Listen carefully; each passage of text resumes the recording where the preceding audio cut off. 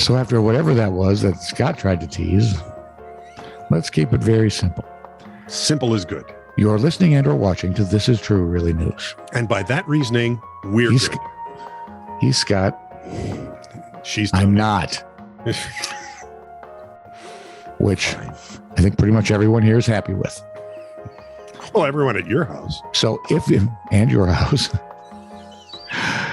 if you would be so kind, if you're watching us, we know you've probably liked and or subscribed and or followed us. If you've done all three, what the hell is wrong with you? Not what I should have said? All right, fine. Anyway. I don't care if you tick them off. I'm not afraid of them. If you will, if I give them your address. I'll dox you right there, boy. There's a point, yeah. Where was I? Oh, if you'd have your friends, family, whatever, any people you can think of, have them like, subscribe, and or follow. This is Truly News. That'd be great too. Donkey chains. This is True, Really News with Scott Combs and Tony Vercanis. All the news you're about to hear is true. Really? As far as you know.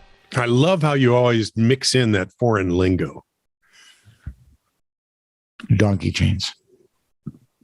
Yeah. I believe I was drinking pink gin when I came up with that. Oh, wait, I know what it is. What? It's gin. Okay. With Pink lemonade. Gin is a cocktail. Right. It had to be. It is made fashionable in England in the mid-19th century. The English love their gin, right? It consists of Plymouth gin. I've had Plymouth. Just a dash of Angostura bitters. They're dark red, and it makes the whole drink a bit pinkish. Now, is it? You could garnish with a lemon rind if you so choose. Well, I guess the question I have is, because I've done this, I put standard bitters in gin.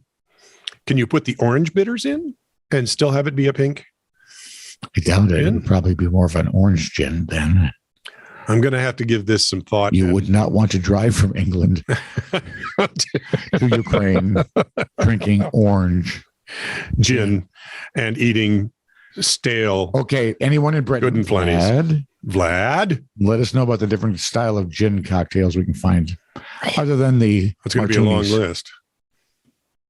Okay, guards typically are not trained to watch for people breaking into jail. Why would you really? I mean, so it's only a little surprising they didn't notice a man climbing over two fences, then scrambling up to a second floor door. However, an alarm did go off in the Maple Street Correctional Center in Redwood City, California, and a correctional officer was dispatched to check it out. The source of the ruckus was Moises Dona Robles, 35, who was more than a little confused and under the influence of meth and alcohol. He was sitting in a lobby, a fine combination, inside the facility, and the officer was actually really startled to see him as he was wearing street clothes in an area reserved for inmates. Robles told police, or is it Robles? Whatever. Told police he was fleeing a man with a gun. He admitted being under the influence and also had other people's credit cards with him. He pleaded not guilty to some misdemeanor charges. Of course you did. Is breaking into jail a crime? I wonder. Well, there's breaking and entering's a crime, so I'm. But he's not taking anything. He's staying. Theft of state services?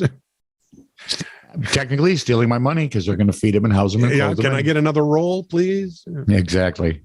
NBC2 TV reports that Anthony Antoneris of Venice, Florida, inexplicably rammed his pickup truck into the home of a woman he knows.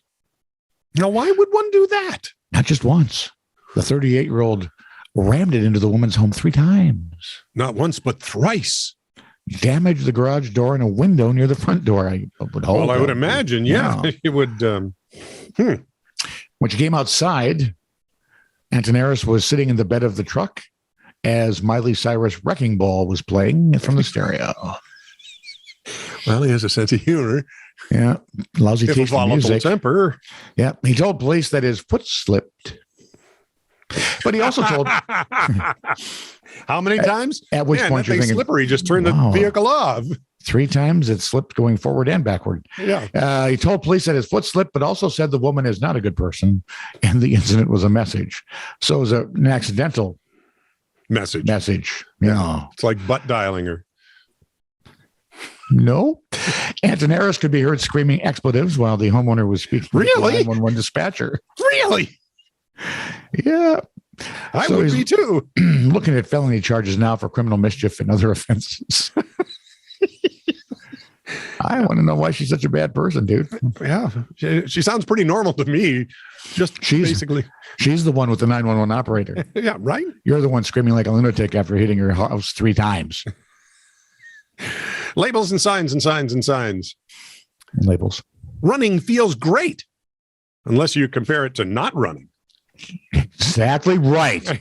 Just say no to cardio. Having cats in the house is like living with art that throws up on the carpet. So having cats in the cradle would be the same, except they only throw up on the bed. Right. Of all the things I've lost, I miss my metabolism the most. Yeah, kind of. Yeah.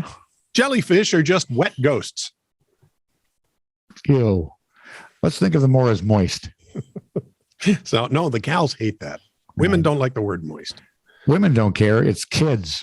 And by that I mean anyone under 40. Oh, okay. There you go. Use moist and they just kind of cringe. Moist, moist, moist. If you're being chased by a pack of taxidermists, Be moist. do not play dead. Okay, that's just wisdom right there. Of course, why you'd be chased by a gang of rogue taxidermists. So we're back to New Zealand, dude. Oh, good. It's the southernmost of the tropical islands, Yep. It was Waitangi Day. I love Waitangi Day. You don't even know what it is.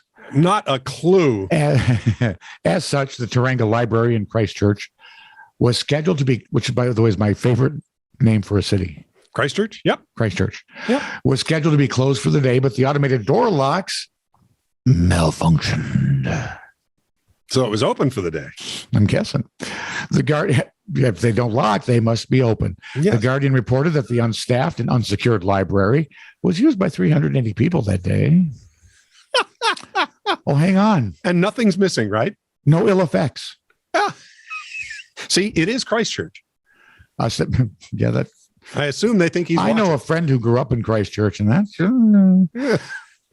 A library staff member said our self-issue machines automatically started up. 147 books were issued by customers. No book theft alarms went off, and at this stage, nothing has been reported missing, or have we spotted any damage. Only one disgruntled customer left a note about there being no librarians in sight. Probably had a question. Probably because they're closed, dude. Yeah. We're grateful for the honesty of the people who used the library during this time, said Bruce Rendell, head of facilities, property, and planning at Christchurch City Council. You should be, because they probably have more nefarious activity when they're actually open. Likely. Otherwise, why would they have all their... computers were available? Yeah. Wow. Good on you, Christchurch. Thank you, literate people of Christchurch. What kind of nerd do you have to be to, hey, look, the library's not open. Let's go in there and read ourselves silly. We won't even tell them we were there. They'll never know. Oh, wait, I want to take this book home. We'll check it out. This is true, really news. Send email to titr@netradio.network.